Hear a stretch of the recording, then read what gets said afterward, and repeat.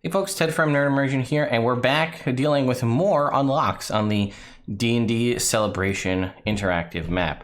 A big shout out to Philip Wirt over on Twitter, who messaged me to let me know Kelvin's Cairn now has a clickable thing. So if we go over here, we're going to click on Kelvin's Cairn, and it's this guy's backpack right here.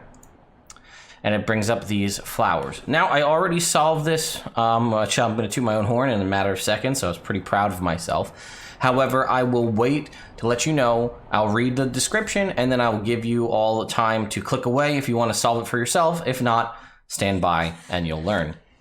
These flowers seem to be magically blooming out in the frosty terrain. Looking closely at them, they each have markings on their petals. Investigating the groupings, it seems that each set of diagonal petals contains the letters of a word that is found in a cantrip, all missing a common letter. Place a letter in the center of each flower so that the 3 5-letter cantrip words can be unscrambled out of its 3 diagonal sections. Then unscramble all of the discovered center letters to find the funniest spell component of all. That, I will say, is maybe not true. So that being said, you can see there are a bunch of letters, and I basically figured out the first one and then got the answer. So if you want to do that, you're going to take diagonal groupings of letters, and then you're going to figure out, okay, what letter is missing from each. Do that for each of the 5 plants. And then take those letters, scramble them all, or unscramble them, figure out the component, type the component in, and then you're done. So that is my spoiler warning for all of you. If you don't want to know what it is, click away now. If not, I'm going to tell you how to do it, and then there we go. So all I did was actually the first one, and then used a little bit of knowledge about how things have gone so far to figure it out.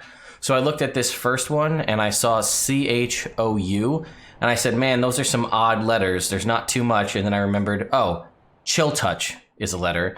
TOUCH is how you spell touch. And then, oh, look, this is magic stone, STONE. And then actually, oh, this is blast, right? Eldritch blast, BLAST. So that was the letter T. So that was this one. And then I thought, well, it's 5 letters, and this is all about Tasha. What I don't consider it to be the funniest spell component of all, but what is one of the spell components of Tasha's hideous laughter? Well, that's a spell where you laugh a lot, so potentially the funniest spell component of all, and we know that it's a feather and a tart. So then I typed simply in the chat, tarts, and that is the answer. So you can see we get an Arctic stink squirrel, which I didn't even know was a thing. Familiar. This cuddly little brute makes a playful if alarming companion. It can be summoned using Find Familiar and has the statistics of a weasel. However, it can cast Stinking Cloud once per day with a save DC of 11. And then we have a nice, looks like a satyrs maybe, kind of celebrating here in this kind of mountain grove. So we can go ahead over to D&D Beyond real quick, and we'll pull up the stats for a weasel. And then we can take a look at it. So here is a weasel's stats, nothing too crazy. About standard for a familiar. However, the Stinking Cloud, we need to go and look that up because this is once per day. So that is a 20-foot radius sphere of nauseating gas that spreads around corners. The area is heavily obscured as well, so that can be great for covering your retreat or escaping. Each creature that is completely within the cloud must make a Constitution saving throw against poison. On a failure, they spend their action retching and reeling. Creatures that do not breathe or immune. Creatures that do not breathe or are immune to poison automatically succeed on the saving throw. A moderate wind disperses the cloud after 4 rounds. A strong wind after 1 round, and it lasts for a minute. Conjuration. And yeah, that is it. And then we have this, again, this wallpaper showcasing this grove. Hey, sorry folks, Ted's back here. We have an update. Someone got to me right as I was editing the last video. And thank you again to, I think it's Milan Markovic over on YouTube for giving me the hint for the Owl Bear's eye. In the Dwarven Valley, there is an additional one in the Owl Bear's eye of all places. So you really got to look for these. So once again, I have figured this one out just now myself. It's pretty tricky, so I will walk you through the general thing, and then it's up to you to determine whether you want to figure it out for yourself or have me tell you, because I will spoil it. So It says, snowy owl bears have been roaming these parts, so residents must always be on the lookout. Legend states that the owl bear originated from a mad wizard who experimented by crossing a giant owl with a bear. Owl plus bear. Here lies a path lined with other possible combinations. Pick up the correct stones to spell out the key to a discovery of your own.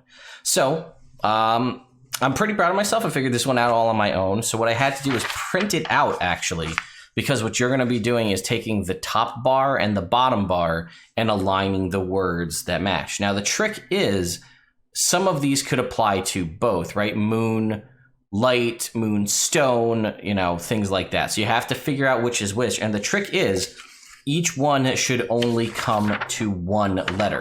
So basically, if you print them out and then line up the dot on one with it on the top with a dot on the bottom, for example, life and time, and draw a line, it intersects the letter C.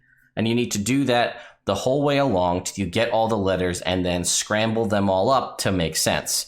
Now, in my mind, I thought that the answer was going to be a combination of two words like owl plus bear, because this was all capital and that made me think that. Totally wrong. Do not think that.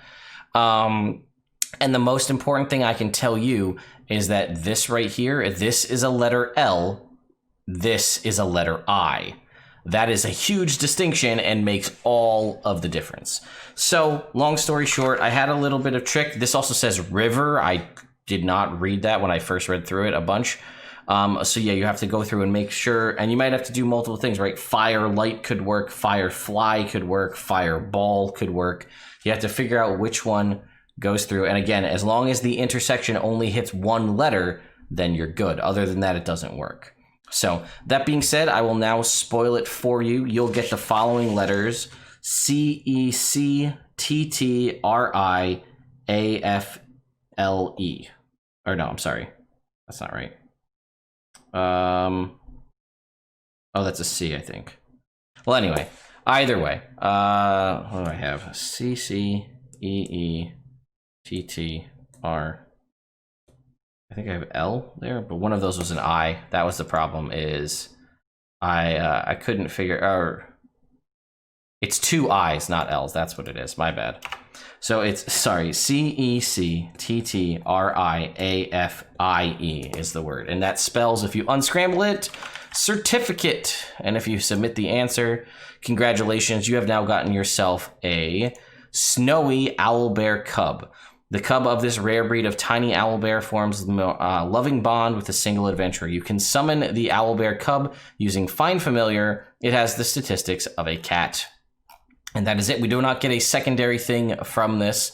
So you can have a tiny, cute, snowy owl bear. Unfortunately, it doesn't get cold resistance. It doesn't get anything owl bear related. It just looks like an owl bear, but it has the statistics of a cat. So as it stands right now, as of me recording this, we had our one in Kelvin's Cairn that I covered earlier in the video, and then this one here in the Dwarven Valley. There may be additional ones coming out in the next little bit, so keep an eye out for that. Thank you all so much for watching, and I'll see you next time.